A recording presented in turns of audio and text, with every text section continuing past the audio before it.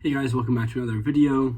Today we got another interview, and so this is with someone you may have seen on social media if you look into genetic counseling at all in that space, and her name is Dena DNA. That's what she goes by on her social media platforms, so like Instagram, TikTok, even she's on there.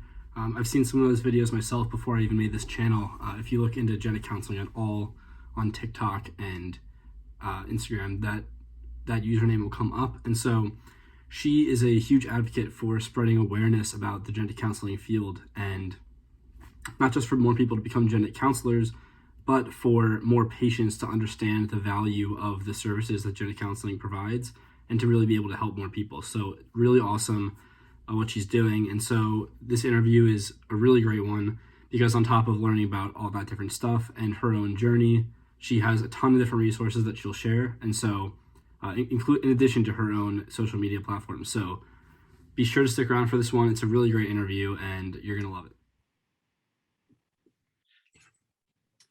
All right, Dina, it's great to be here with you today for this interview. Would you mind, just to get started, introducing yourself and maybe just give a brief background of how you got to the point you are in your career now, like the genetic counseling program you attended and all that?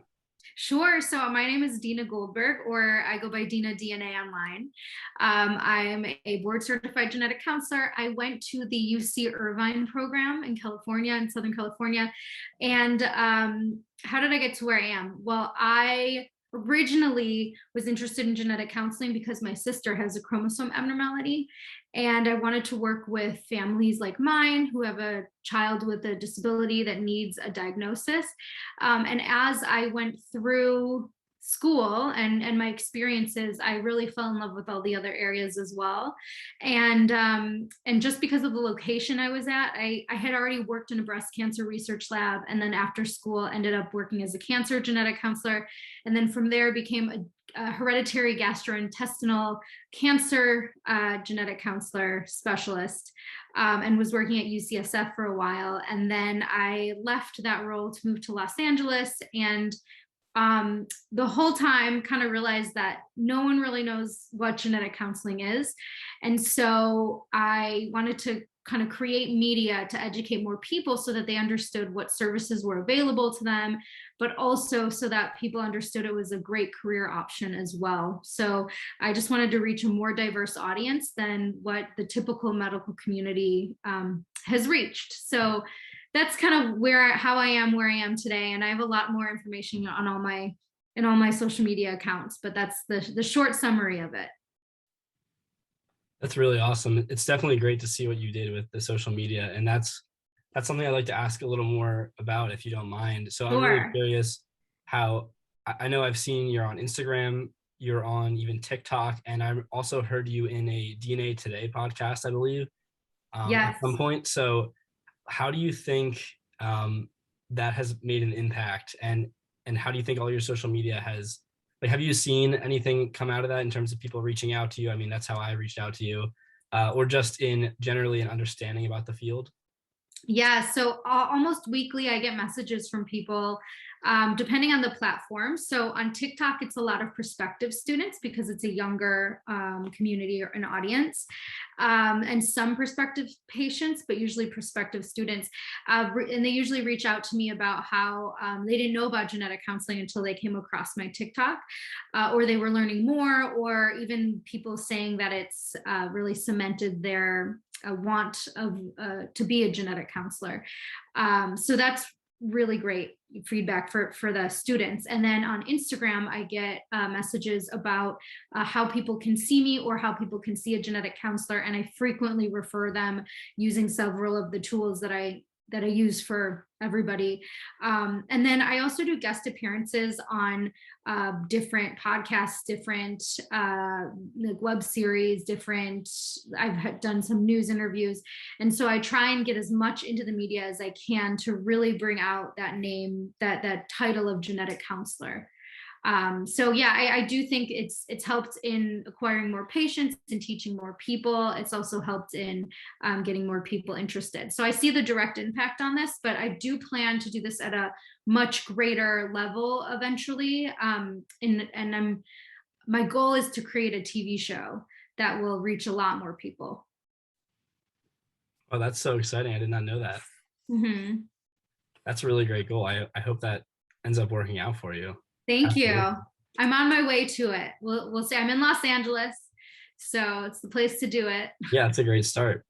Well, I'm Yeah. curious with all the different media things that you do for genetic counseling, how does that affect the typical day you have in terms of working with patients and also doing these kind of things? Could you explain what maybe a typical day might look like for you in your job?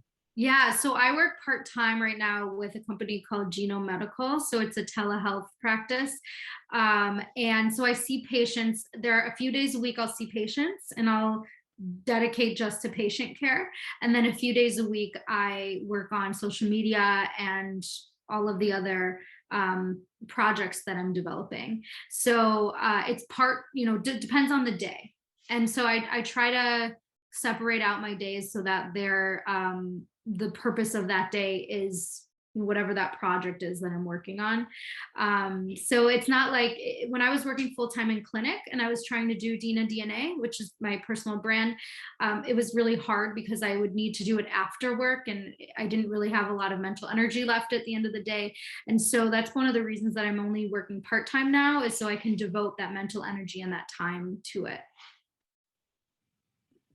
That's really great. I'm curious because I've actually heard this from one or two other counselors. Is working part-time as a genetic counselor something that's pretty doable, you'd say? Yeah, I definitely think so. Yeah, I've done both. So I think that also with all the new positions available, both in clinical and industry, it makes it very easy to find a role that suits you and that's flexible. So for me, because I'm doing something that most genetic counselors aren't really working on the same thing as me, my working with Geno Medical has really provided a lot of flexibility, and I think there's a lot of other companies that provide that flexibility as well. Is that position something that you had to start full-time and then you eventually tweaked it a little bit, or was that a No, part-time I'm a thing before? contractor, so I don't work full time for them. I never did. Um, yeah, but because I had that full-time role for at UCSF, that kind of gave me that experience that I needed to be able to get that role. So I don't think it's usually when someone's newly graduated, it's harder to get that flexible role. And also it's you learn so much your first 2 years out of school. It's like another year or two of school. And so I always recommend that people they do work full time if they can. And then after that flexibility, once you're really comfortable, once you understand everything and you're feeling confident in your abilities, the flexibility is there at that point, I think. Okay, that definitely makes sense. And on a similar note to the idea of getting that extra experience the first couple years out of school, I've heard in terms of the different roles that are coming out now, especially as it becomes more popular and the field is still growing, with something like an industry position, I've heard that it could be still a generally good idea to get some clinical experience in before you try to delve into those more unique roles. Do you think that's something that would be beneficial to keep in mind for anyone coming out of grad school? Yeah, I think as a general rule, that's a good way to think about it. I'm really happy that I had my clinical experience when I did. It really gave me a very, very different view of the field than I had when I was a new grad. But that being said, everyone's a little different. And so I've heard of people that go straight to industry that are very successful. And it really just depends on the person. But I do, as a general rule, recommend that people get clinical experience before they go into these other roles. Some of the roles actually require it, and it'll help you with other types of roles, maybe not in industry, but in other sectors, like in business or in working in insurance or whatever. But it depends on the person. And some people had a lot of experience before grad school, and sometimes that will give them a very different view and allow them to work really well in industry right away. All right, that yeah, that definitely does make sense, especially if they had some other experience that would contribute to that. Right, right. And so, with your first position out of school, I'm curious what factors went into you choosing the specialty that you chose to pursue. Yeah, so in all honesty, didn't even know that I wanted to do cancer till after I took my board exam. Just because I wanted to do pediatrics for so long, and I interviewed for a job in pediatrics and that I didn't get right out of school, actually while I was still in school. And then I took a little time off, took the boards, realized I really liked cancer. There was an opening at UCSF, and I walked around the area when I had my first interview. I loved the people. I could see myself working there, and I just could visualize myself working there. And so that's where I ended up. And because it's such a great medical center, because it's such a great cancer center, it was a really great role. Even though it wasn't what I wanted to originally specialize in, it really shaped my career a lot. So I guess I didn't find it as much as it kind of found me, I guess. That sounds really crazy, but yeah, I didn't, at the time, there were only so many jobs that were clinical in the area that I wanted to live. So that's how I ended up there. Okay, I see. And I guess on a similar note, in terms of your actual program that you attended for genetic counseling graduate school, what led you to choose that program? I don't know if that was maybe constrained to location as well, or just curious what other factors went into you choosing that. I really liked that. At the time, UC Irvine had a lot of pediatric focus, which I really liked.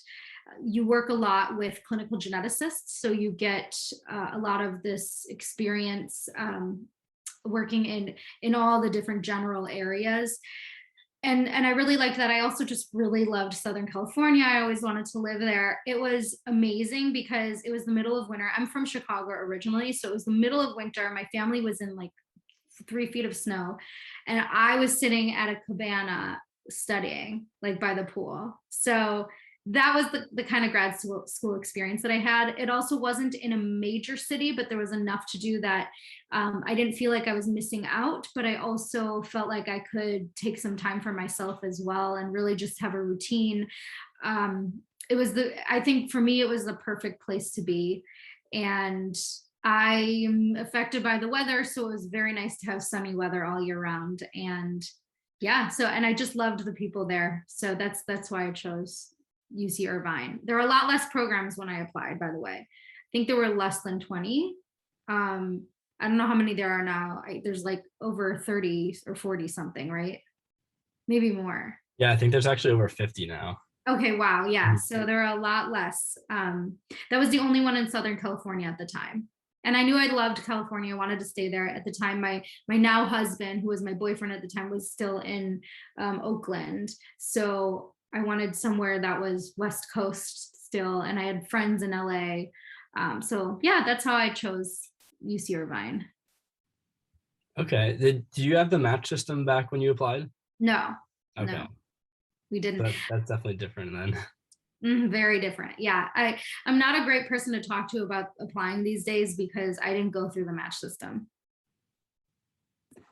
Yeah, it's definitely a little confusing. I've figured it out for the most part, I think. And it seems to be, you still have a lot of control in terms of the way that you're ranking everything. You can rank it contingent on different tracks that each program offers, but definitely could be nice also to have all your options laid out and just pick what you want to do. But I guess with such small cohorts, it's kind of impossible to give out those many admissions. So it does make sense. Yeah.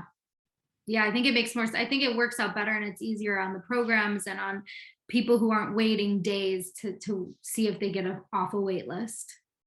Yeah, absolutely. And so what would you say, if you could pick one thing, is the most rewarding thing about being a genetic counselor? Most rewarding. Well, I really love when I think after a session I do with the patient, they tell me that they have a lot less anxiety after talking to me than they did coming in. And I feel like all of that in just one sentence makes it all worth it, right? The fact that I could change their entire perception on their risk for disease in one conversation is very valuable. So I love being able to get that, that instant feedback about how I'm helping somebody. And there's a lot of other ways that I get feedback that I'm helping someone as well. But that when I get the instant feedback, that's the most rewarding, I think. Yeah, I'm sure that is, and that's something I'm personally looking forward to because I know it's so complex, the information that you have to be a liaison for essentially, and just being able to make people feel better at all about that is definitely pretty rewarding. But would you say that happens? That's something that happens pretty often, or I know you said there's other ways you can get feedback. Are you often getting feedback from your counseling sessions, or is it something that's more rare? It depends. When I was working in person, seeing patients for longer periods of time, I was getting more feedback. When I'm working through Genome Medical, some of the patient sessions are, pre-test only, like, or prior auth, or you're seeing patients for different reasons, for different amounts of times. And so some of those sessions are different, and the rapport that you build with the patient is different. Seeing a patient for the second time is different. So it really just depends on the type of patient and how long I have with them and what we're talking about. But I'd say it's pretty common in the patients that I spend a lot of time with. Okay, absolutely. And on the opposite end of the spectrum, is there anything that stands out to you as maybe your most challenging part or most difficult part of being a counselor? Yeah, it would be having to explain the value of genetic counseling to every single person. And also some people, they come in to see me and their attitude right away is, I don't know why I'm seeing you. I don't know why I need this. They're kind of bothered because you're taking their time, and that's annoying. So really, this awareness, if more people were aware of what it was and the value that genetic counseling can add to their care, they'd be a lot more open, and it would make our jobs a lot easier. So that's really the reason that I'm so passionate about spreading awareness, is because I think it's going to make everyone's job easier, and it's also going to make more people that need genetic counseling that would benefit it actually be connected with the services that they need. So yeah, I think that's the downside, is the awareness, and then just even convincing other doctors that I'm the person to refer to, right, for this, and that we are there to help them to be kind of the right hand when it comes to genetic testing for their patients. So I found that when I saw a lot of patients who were physicians themselves, and after I saw them for an appointment, I would all of a sudden start getting all these referrals from them. And it was because they realized the value of the genetic counseling session and then started referring their patients because they realized that value. So I think, and that's a common thing that I've heard from other genetic counselors too. So I think just having to prove our worth over and over again is probably the main downside. Okay, that's crazy. I did not know. It really surprises me, and I've had this experience myself that even other healthcare professionals, like you just attested, either don't fully understand it, have heard of it, or definitely appreciate it. So that's um, definitely something that I hope will improve as time goes on. But it seems like it will, especially with the direction that everything's headed.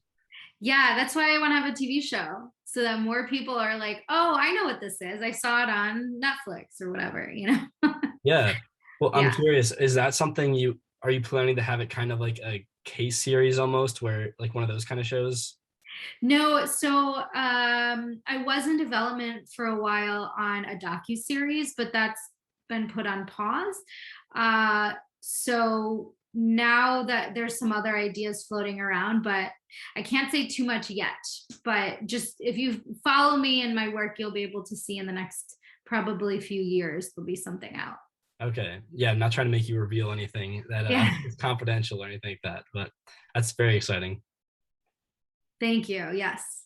And one of my questions, which of course within the realm of patient privacy and all that, what would you say is a case that sticks out to you as one of the most memorable cases you witnessed that really, I guess, changed the way you like understand genetic counseling, or just had a very big impact on you? Yeah. I would say, okay, there's a few that come to mind, but I think that the biggest one, and this is kind of a situation that's come up more than once, where, so I was seeing a lot of patients with Lynch syndrome, since that was my specialty at UCSF. And I had a family in particular where there wasn't much family history, but also there wasn't as much sharing of information. And one of them was found to have a mutation that causes Lynch syndrome, which increases your risk for colon and uterine and ovarian and several other types of cancers. And so the main recommendation for females is to have their reproductive organs removed if they have Lynch syndrome after they're done having children, just to make sure that they are really lowering that risk for these cancers. And so I tested someone, her sister ended up testing positive. She had it removed, and then another sister as well. And I think, yeah, both of them had cancer in their ovary that hadn't yet spread. So if we hadn't just done this genetics counseling session, that could have turned into full-blown ovarian cancer. But they were so lucky in that they removed those organs before they even had the chance to spread or be symptomatic. So those were 2 lives saved by doing, a simple genetic test. And that was kind of a situation that came up frequently. Or there would be somebody who would be really hesitant to go get a colonoscopy, but they had Lynch syndrome. And one in particular went to go get his first colonoscopy after putting it off for a while, and he had a precancerous polyp at a very young age. So it was very close to becoming cancer. So those are just some I think of the types of cases that stood out where I really felt like my worth was very valuable for these people. I'm trying to think if there's any others. I mean, there are a lot of others, but those are the main types of cases that I think really highlight the value. And then also there was a case in particular where there was a man that had 2 different cancer gene changes, and so he had 2 young children, and so we sat and we planned out how we were going to disclose this to them, and he didn't want it to feel like a game show. So, which to me was an interesting way to put it, but I remember how anxious this man was, and I could just see it in him, how anxious he was. But it ended up being a great family meeting, and I was able to disclose one by one. So that these are the types of things that I think really show value. Yeah, absolutely. Those are really, I guess, crazy examples of the people that went through those examples would certainly appreciate the value. And I hope they would spread that, like those testimonies to their friends and family, and start to help increase this awareness as well, because that's, I know, one of the most extreme examples if you're basically saving a life through it. Right. Exactly. Yeah. Yeah, definitely. And there's a lot of those in different areas of all the different specialties within genetic counseling. Yeah, absolutely.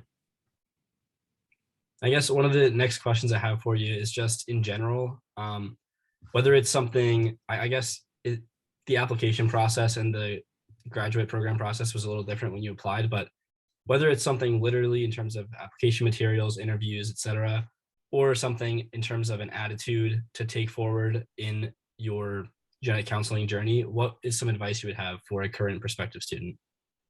Okay, I think the biggest advice I have for most students is to use what makes you different and what sets you apart in your application, to make sure to highlight that. And the reason is that we're really trying to recruit a more diverse workforce, and that can be diversity in many different ways, whether it's life experience, cultural, disability, sexual orientation, gender, all of these things. We're looking to try and diversify the profession. So if you have anything that makes you stand out, to really make sure that that comes through in your application. I had a student once who had a disability but didn't bring that up, and I said, why aren't you bringing this up? And she didn't even think about bringing it up, why that would be helpful. But it's very helpful when you're applying, because of that drive to really employ more, bring more genetic counselors into the field from different backgrounds.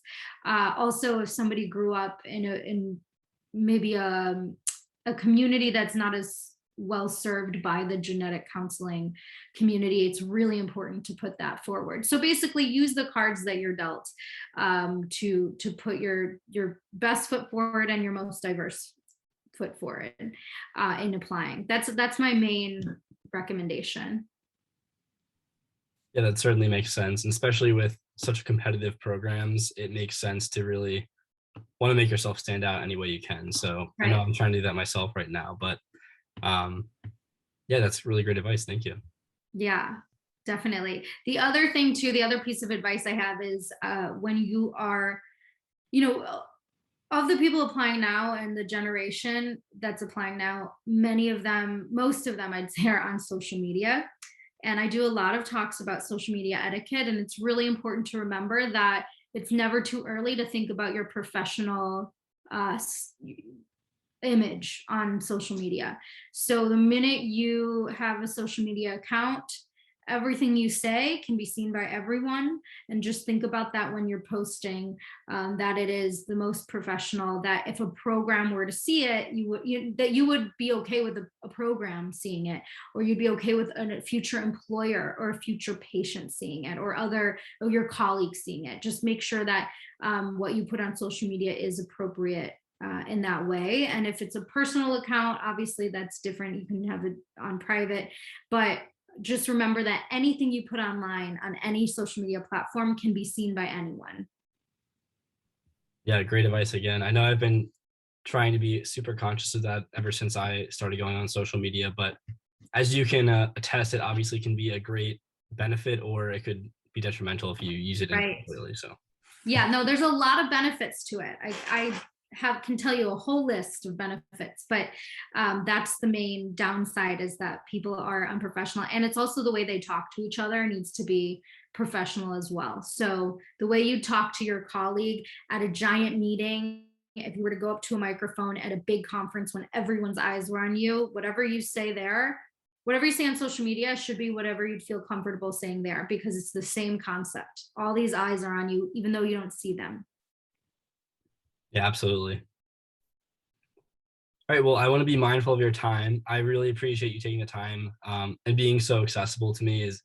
It means a lot, since it's kind of hard to find information and resources for gender counseling, but I really do appreciate that. And before you go, where can people find you on social media? Definitely. So Dena, DNA, DNA, Dena DNA. That's going to be my brand, and it's on Instagram. It's Dena.DNA. TikTok is just Dena DNA. Twitter, Dena Talks DNA, and YouTube, I think it's Dena Talks DNA if you just Google it. But all of it's on my website, which is denadna.com. And I highly recommend following me, following other genetic counselors, because if you're interested in genetic counseling, you want to contribute to making genetic counseling more visible to the public eye. And when you follow other people that are genetic counselors, it helps these algorithms on social media push genetic counseling to the public eye. So sharing posts that talk about genetic counseling, sharing posts done by genetic counselors about genetics, or just following or saving posts, commenting on them, liking them, that helps in a mass level amplify the voices of genetic counselors. So I highly recommend not just me, but following all the genetic counselors you can find on different social media platforms, and reach out if you have questions, but yeah, just follow me, and I'm excited to meet all of you future genetic counselors. All right. Thank you so much. I definitely will make sure to put those different accounts in the YouTube video description, and try to promote everything as much as possible. So Awesome. Yes. Oh, the last thing I did want to just mention too is that I've co-founded a project with Erica Stallings, who is a previver for BRCA, and it's called Black Cancer Genes, and that's something we're going to be launching in the coming months. So definitely within the genetic counseling sphere, it's to increase awareness of hereditary cancer syndromes in the Black community. And I just want to put in a plug for it, since we're proud of the work that we're doing there, and would love you all to follow those accounts too. yeah, absolutely. By all means. Thanks for mentioning that. Yeah, definitely. Awesome. Well, it was great. I'm really happy that you're doing this and you're giving people a better view, and because people can't shadow. That's another thing I wanted to mention, by the way. So shadowing is not actually a requirement for most grad programs, because it's so hard to shadow. So one of the biggest questions I get from social media is, how can I shadow you? How can I shadow somebody? And the thing is that shadowing is really just there to show programs that you understand what genetic counseling is and that you are committed to becoming a genetic counselor. And so if you can show that in other ways, like you're part of these conferences that are given, or you are a genetic counseling assistant, or you interned for something, where you have similar experience, that's okay. I never shadowed anybody, but that's because I'm a sibling advocate and I've been interested in the field and involved in genetics. And that stood out more to programs than just having a shadowing experience. So yes, shadowing is, all the buzz, everyone's trying to do it, but it's not the only way to get that experience. And I think your YouTube channel is going to be a really great resource for people where they can really understand this. They can learn from other genetic counselors. But I just want to tell any prospective students that it's okay that you can't shadow somebody. There are lots of other opportunities, and we all understand that it's really hard to find shadowing opportunities. So don't freak out too much about not being able to find those opportunities. Yeah, that's completely true from everything I understand as well. I think it's kind of, I kind of like the way that it works, that because I know with some other programs that some of my friends might be applying to, like medical or dental or those kind of things, there's strict requirements. Obviously, it's a bit more accessible because it's more of a large scale industry at this point, but it's kind of fun to be able to get creative with the way that you are conveying your holistic understanding of the genetic counseling industry. So Right. there's flexibility, and that can also try to help you stand out in different ways on these applications. So I think it's definitely, free reign on how you choose to demonstrate that. Definitely. I also, on my website, I have a list of resources too for prospective students. So if you go to denadna.com/become a GC, or you click on become a GC on top of my website, you'll see the list. And I have a lot of advice on there. And then I have a lot of links for prospective students.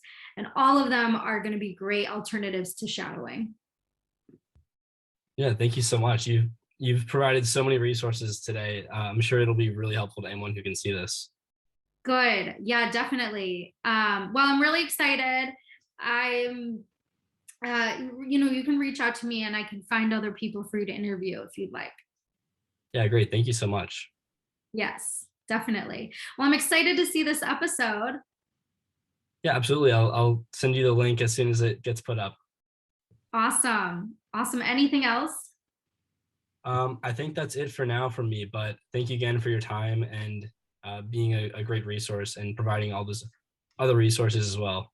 Yeah, absolutely. Well, good luck with your process, and I look forward to seeing you at a conference in the future.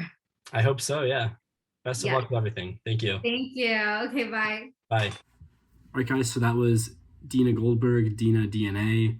I'll put all those links for her different social media in the description of this video, but be sure to go follow all those different pages she has. She posts really great content. And be sure to check out some of those other things that she shared as well, like the resources through her website and some of her other projects. So these are going to be some great resources for any prospective student, and I hope you get a lot out of them. See you next time.